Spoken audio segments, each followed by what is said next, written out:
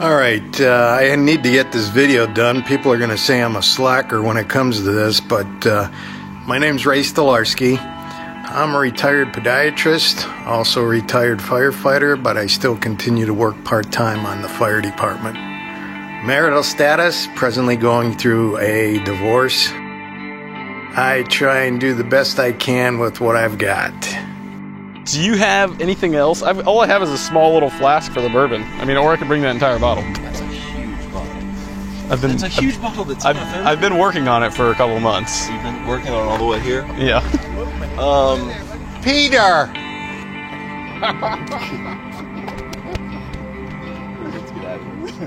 This is going to be my first man camp. A couple of the guys on the team I know from previous, so I'm looking forward to it, looking for a new experience.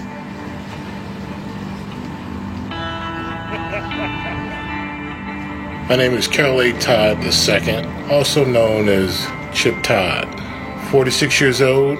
I am married to a beautiful angel by the name of Janet. I am a Cincinnati police officer, and I'm also on our SWAT team. Yeah, a badass. You are a handsome man. Stop it. You are just handsome. I would describe myself as a fun-loving bear. One that if you feed me, I'm your best friend. If you try to pet me, I'll probably cut your head off. What I'm nervous about, I'm nervous that I will see some flaws within myself that I am not happy about. You're just Our group is showing up, and we've got all kinds of backgrounds. My son-in-law is also in the group, so this will be a unique experience. Is he a good son-in-law? He's okay. Hey, Andre. Yeah, that's us.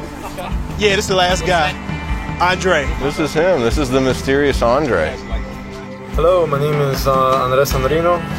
Friends call me Andre. 35 years old, single. My family's from Guatemala. I'm very laid back, almost too laid back.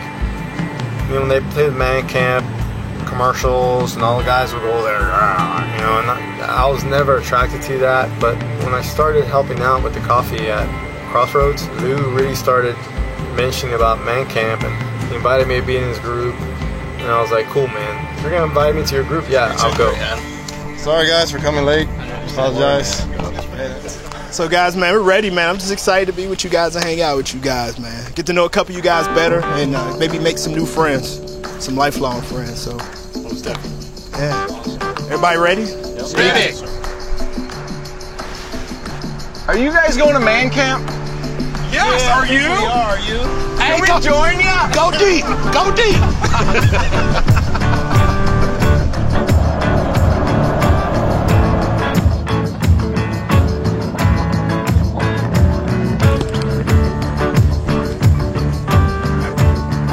Much we have to walk far too, don't we? Thinking it's going to be a mile in.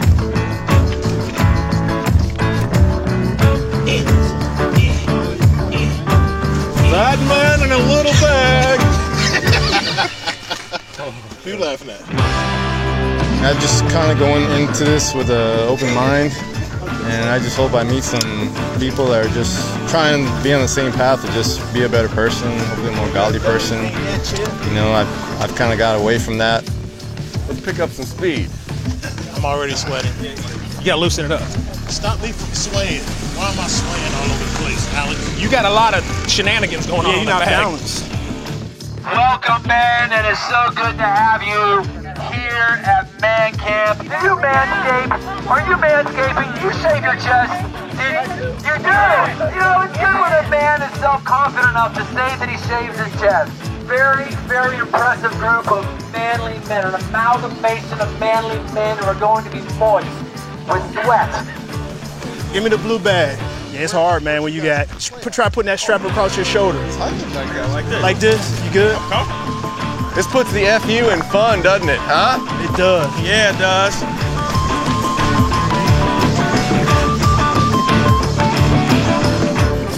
It seems like a good spot, guys. I really like to camp.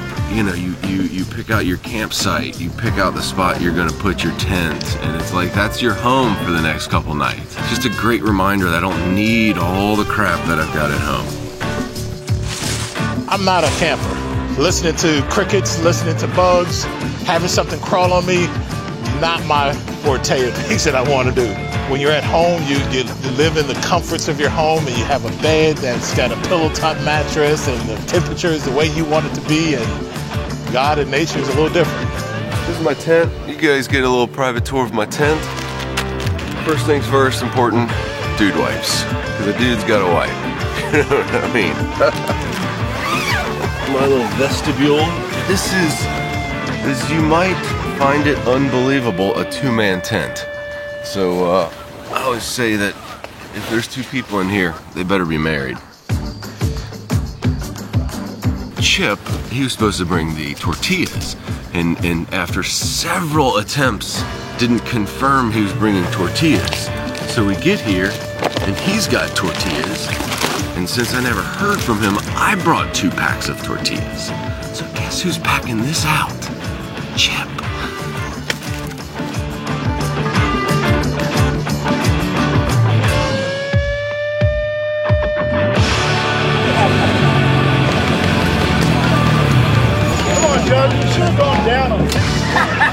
I have never felt the Holy Spirit in a church or anywhere else as purely, as strongly, and as viscerally as I have at Man Camp.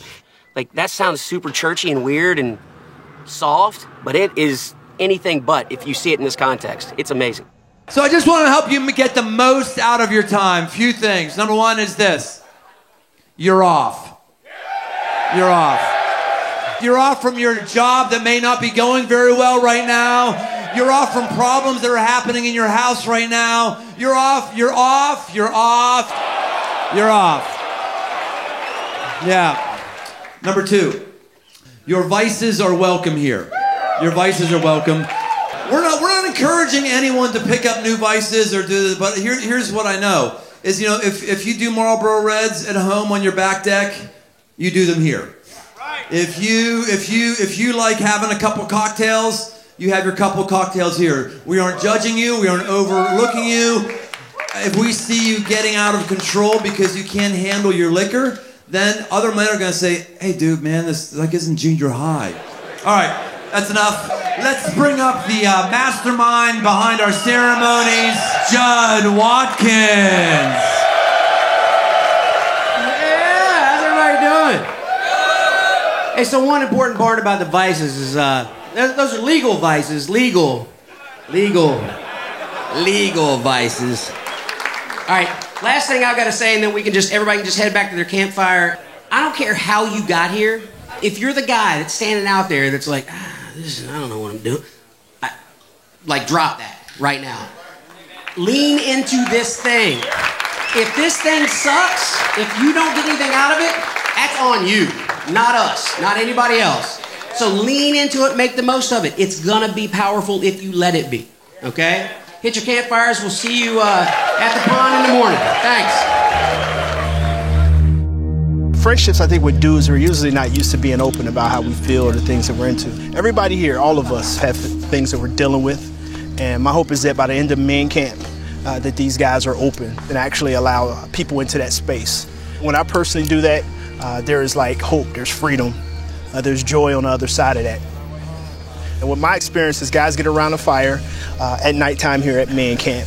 And once a few guys start to talk and share a few things, other guys are more open and they start to share. So then arena football to what? Arena football to selling shoes, to bank manager, to police officer. You guys, I was a cop for 1.5 years. It sucked. It sucked. You do your job, people hate you. You don't do your job, they hate you.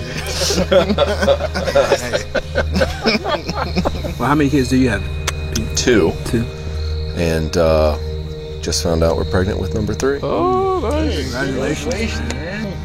And at the same time, she's also not going to be employed here soon. Oh. So it's a lot of fun at the Zimmer household. A lot of, I would say, stress. Like in a normal situation, that would be very stressful, but it's kind of fun and exciting.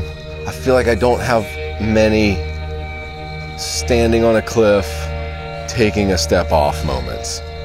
And I feel like this is one. You know, when you're 18, 20, 21, you're getting out of college, you feel like you've got everything under control and you feel like you got it all figured out. And I'll tell you what, like right now, I feel like I've got nothing figured out. So Kelly and I have been married 11 years, and you know, ever since I was younger, I also had like a problem with pornography and stuff. I just felt God just like gently nudging me and saying like, you've got to open your mouth. I was terrified. Obviously it's a hard thing to share and it's something that any woman should never have to hear, but she showed me a lot of grace and I'm incredibly grateful for that. I had retired from my practice 3 years ago. May of this year, my wife said to me that she wanted a divorce. We had 7, 1 boy and 6 girls, and we took vacations together, the whole family, grandkids, all the kids, 26 years in a row. I mean, Christmas and Thanksgiving were extra special, and all of that's gone now. So what I've been doing is working my ass off, because it gets mighty lonely at home. Yeah, I don't know, maybe a week ago, I was just bitching to myself, really. But God heard, and it's like He gave me an answer, and it was wham, wham, wham, you know? It's like, really, you know, you got your health, and you'll survive this. I never thought something like this would happen. Did I screw up at times? Yeah. And at the same time, she screwed up. But I never felt there was anything that the two of us together couldn't resolve. And so that's why I'm here. Glad you're here. I'm glad you're here too, man.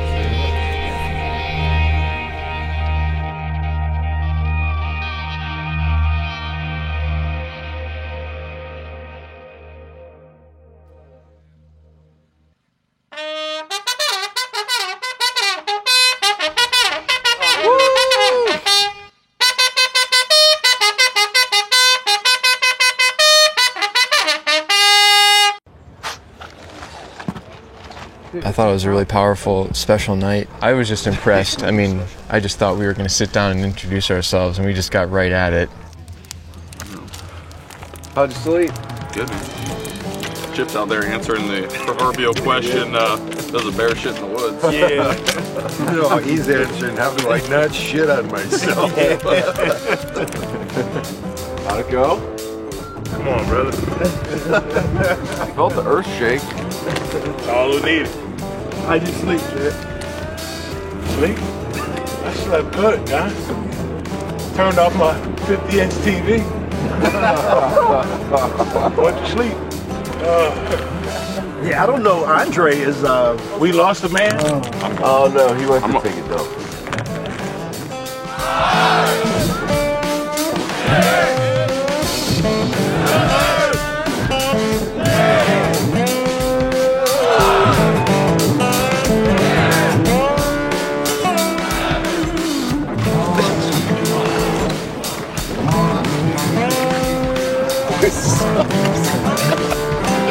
You need water? I'm here for you guys.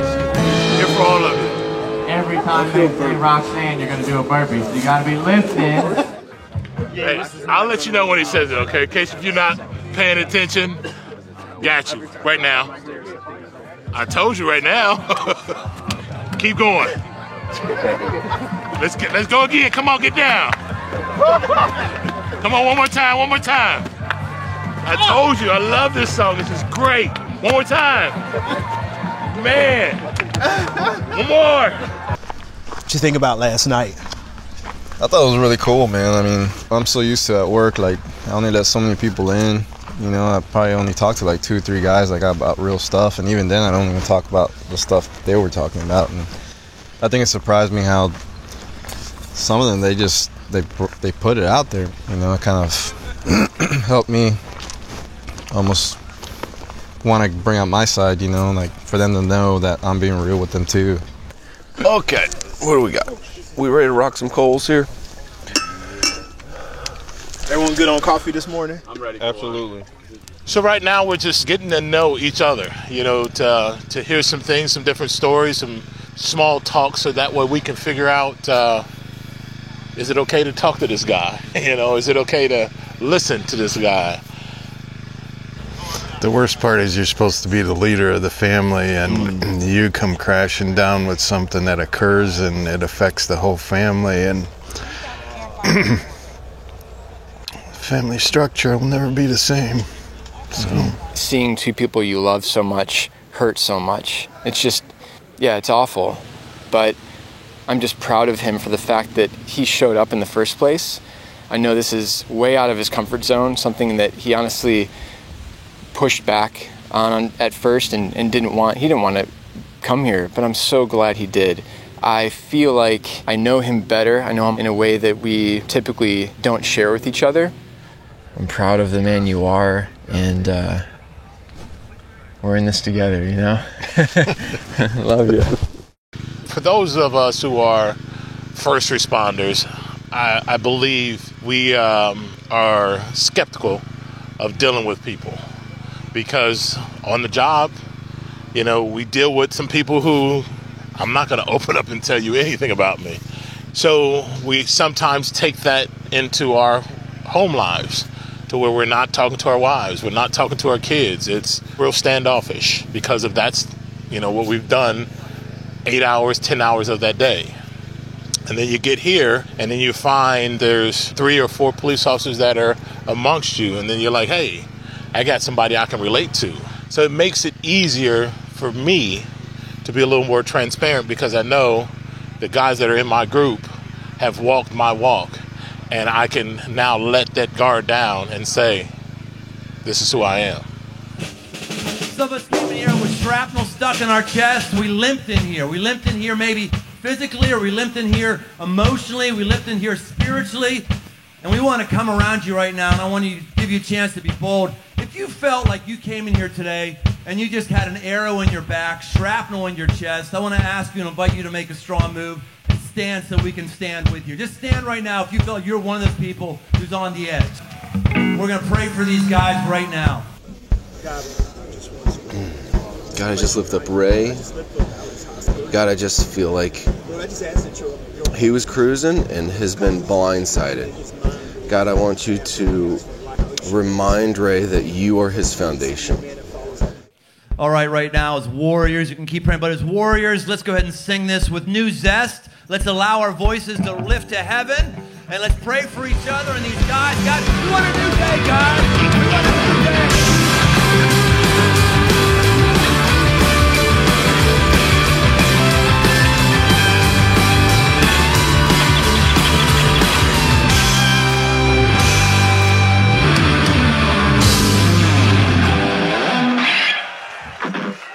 In many ways, my relationship with my dad didn't set me up to understand my relationship with my heavenly dad. In fact, when we talk about God being good or God being a father, some of us have no frame of reference for that at all because we've never had a father. Others of us, he hurt us. He was jacked. He was absent. He was uncaring. And so if God's a father, that means he's jacked, he's absent, he's uncaring, and maybe that's why I have all of this pain in my life. Man Camp is about you knowing that you have a heavenly Father who watches you, who loves your quirks, who understands your issues and accepts you anyway. And Jesus, when he goes to the cross, he sets up your justice. So in the rest of your life to come, you are good with God. It doesn't matter what you've done or what you will do because Jesus took care of you. You are good. You're going to be good with God. Just to start us off in Man Camp, or end this little session, we're going to give you time with your dad alone. If you just want to walk for an hour and talk with God in the woods, great. Just get you and God in a way that you could hear from him. All right, now starts solitude. We'll see you.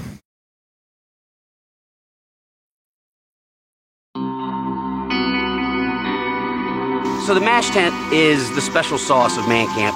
It's just a tent full of guys with a heart for Jesus that are there to pray for you, process with you, help you handle the stuff you've been dealing with.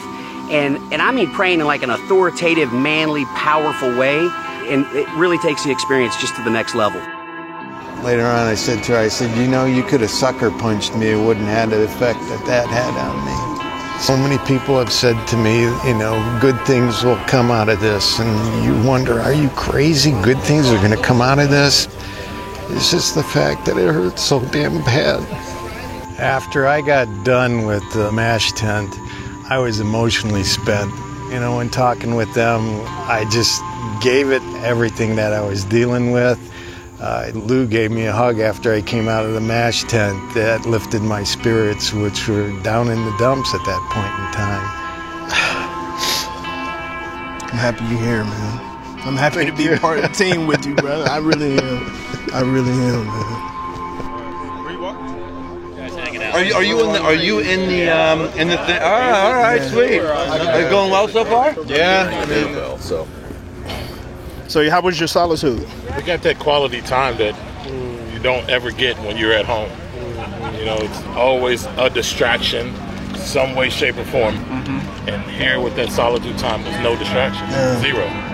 You know, it was you, nice comfy chair, some M&Ms, and me and my dad. We got to talk, and it was real good.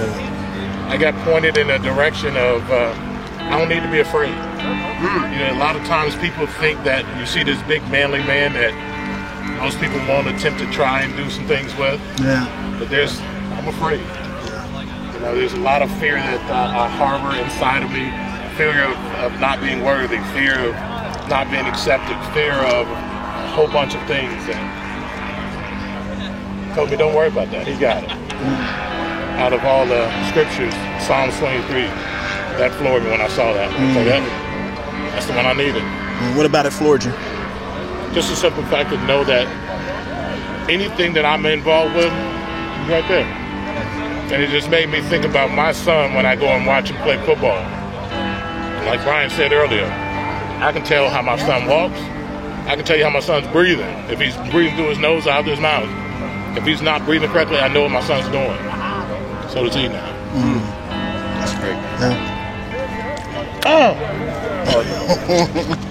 I've known you for 12 hours now. Oh, sorry. You didn't want to kiss me. Now here, you're the funny man. I like to have fun, I guess. It's easy. But then some of that funness, I think, hides. Right.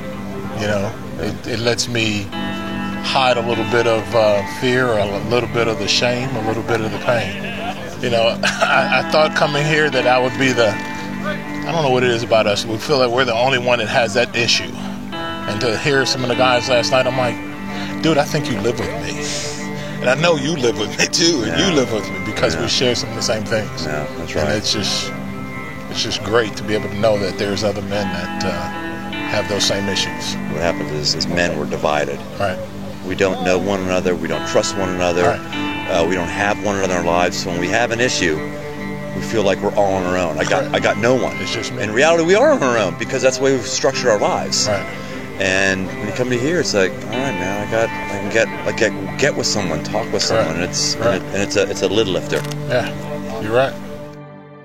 I want to talk right now. There's two kinds of males. There are boys and there are men.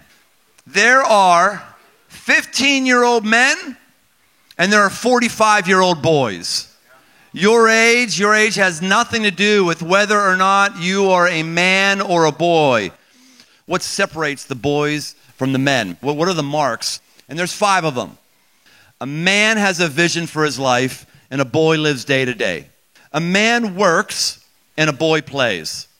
A man is a protector, and a boy is a predator. Men take a minority position, and boys need to be in the majority. A man works for the team, and a boy plays for the MVP. In the book of 1 Corinthians chapter 16, verse 13, it says this: be watchful, stand firm in the faith, act like men. Act like men. This is a high calling to be a man. Act like men. You and I are not just women who have penises. We're not. Society would tell us men and women are exactly the same, just ovaries and testicles. That's not true. There is a different calling on your life as a man. I'm not saying it's a better calling. I'm just saying it's a different calling. And the sooner you wrestle with the blessing it is to be a man and you understand what it means to act like a man, your life will work. God, thank you for putting us in the fraternity of men. It's an amazing fraternity. Help us to squeeze every ounce of joy and meaningfulness out of the rest of our day. Amen.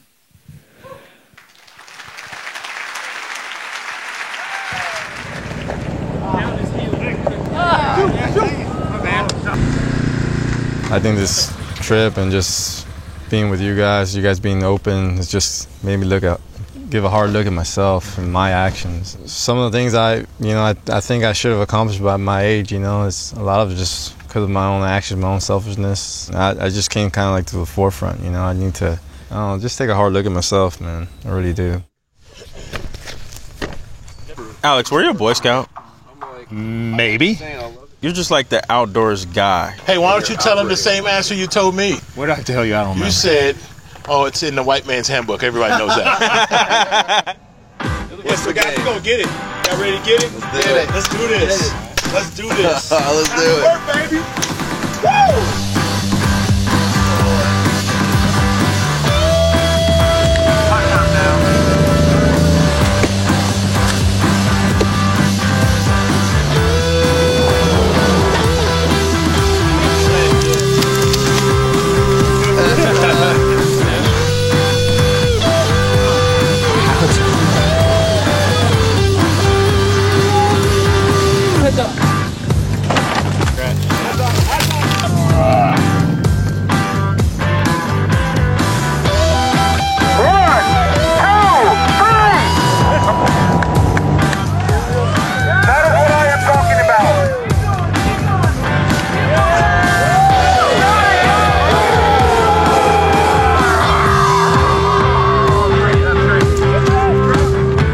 That's what happens with persistence.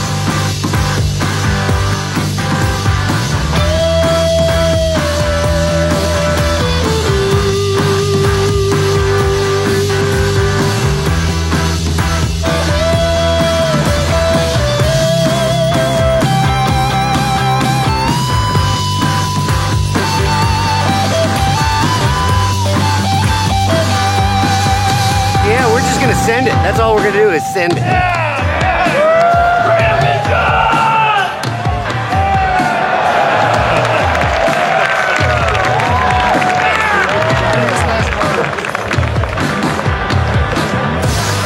Earlier today, Brian talked about not having a role model to show him how to love his Heavenly Father.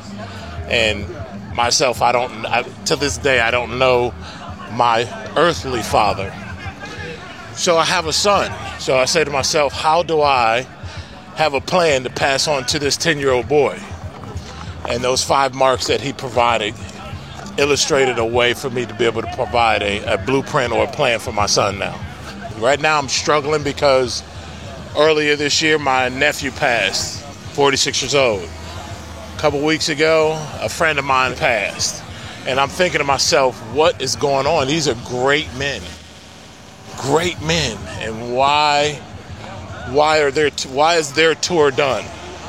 And it's hard for me to understand because these guys have kids.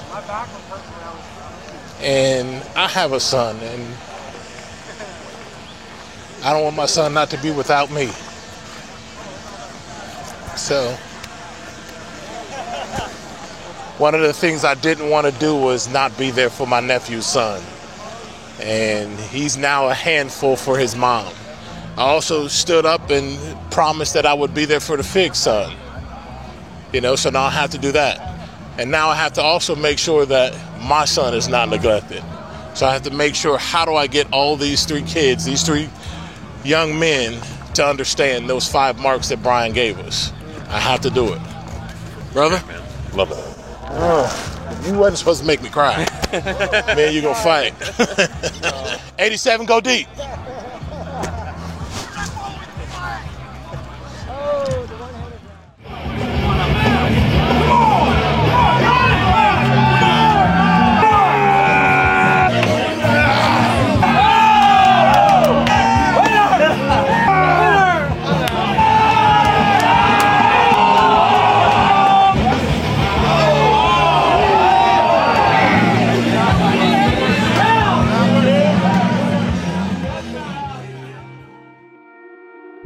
I'll tell my daughter to say please. I don't let her steal your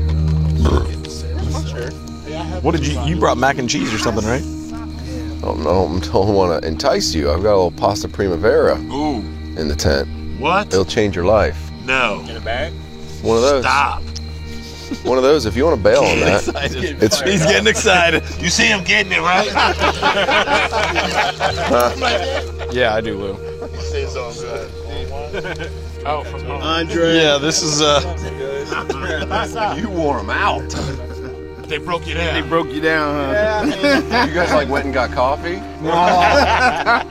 No, they could tell, like, you know, like I had a lot of guilt, you know. So what's your takeaway coming out of that MASH tent? It was cool, man. I mean, they prayed for me, and that message that Brian was talking about, being men and boys, and that really, really hit home, you know. But I was like, wow, you know, like maybe I've been a boy for the past 35 years, you know. That really challenged me to change my actions for sure. I want to do it because it's in my heart to do it. I don't want to do it just because it's the right thing to do, you know. I want to do it because I know it's the right thing to do, and I want to do it, you know. If that makes sense. That's great, dude. I'm going to give you an army man. And guys, these army men represent boyish behavior in our lives, like what we heard in that message today.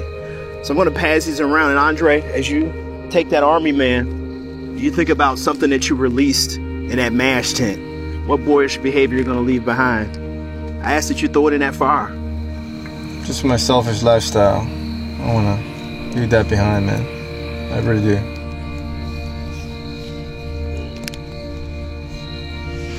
From the first time I met you, right, when we have our meetings and you would serve coffee, I said, this guy needs friends. Like, he needs community. He needs men around him that will love him for who he is, that will walk with him, and that will build into him. And just know that you can call on me anytime. And I'm just happy where you are in your life right now. I really believe that that this is just the beginning of something that's going to be amazing as far as your life is concerned. And your walk with Jesus.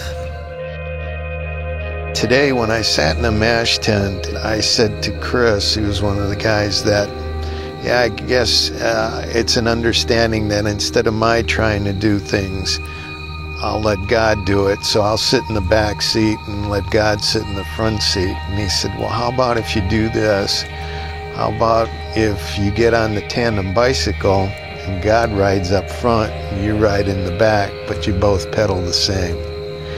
Without a doubt, I can't do anything about my situation, and he's got it, and whatever he presents to me is the route that I'm going to go. So instead of bulldozing through anything, I'm going to let God lead the way on the tandem bicycle. Man, that was good. So my nephew was 46 years old.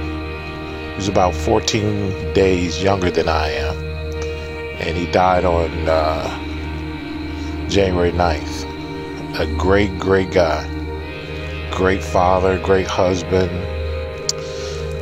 Little fast forward, last week, a gentleman with his wife Liz poured into my family, my marriage.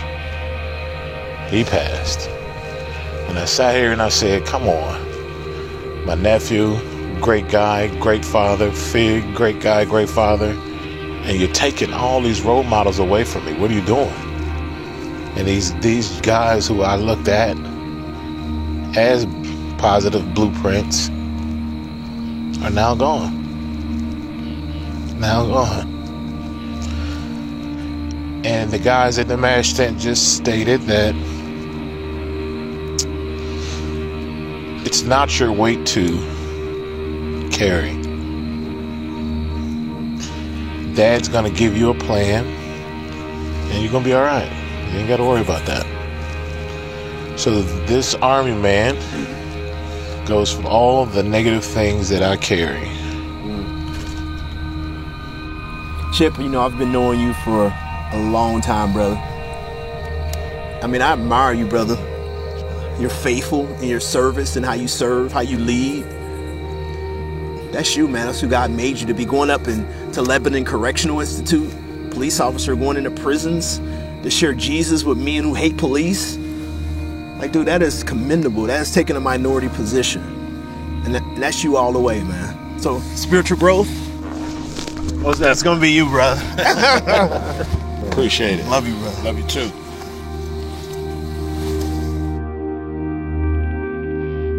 Full on it. Everyone full pillows. Seriously, you get like any chart, do you? Man camp here. Hopefully tomorrow when I get home. Are you with this group? No, I'm with volunteer.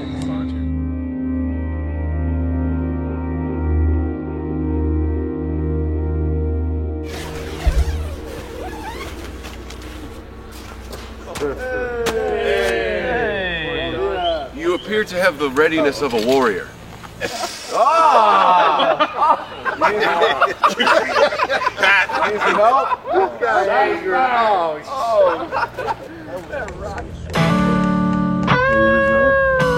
When I came here at the start of the weekend, it was with a heavy heart. I'm going to follow what he has in store for me. I don't know what that is, but that heaviness has been lifted from my heart and from my shoulders. I've had fears of not being strong enough, not being able to do the things that I needed to do for my family, for my wife, for my friends. And now that fear was ever lifted because our Father does not have fear for us. He does not. He will always be there for us and with us. And this camp showed me that. Before man camp, I was feeling pretty lost. After man camp, I feel very liberated and ready to make some much needed changes. I know what I need to do. This thing that we're doing, it just works. You get guys out of their normal rhythms, away from their electronic devices, out in nature, being pushed physically, emotionally, spiritually, and you just see them come alive. Got to bond with some great guys in the group. We're not going to let this end. We're going to continue our fireside chats. It's refreshing to know that I'm not alone. I have brothers, I have an army, I have a bunch of men that I can lean on. I have a bunch of men that can lean on me, and we don't have to worry about anything because we got a great head coach, and all we got to do is run his play.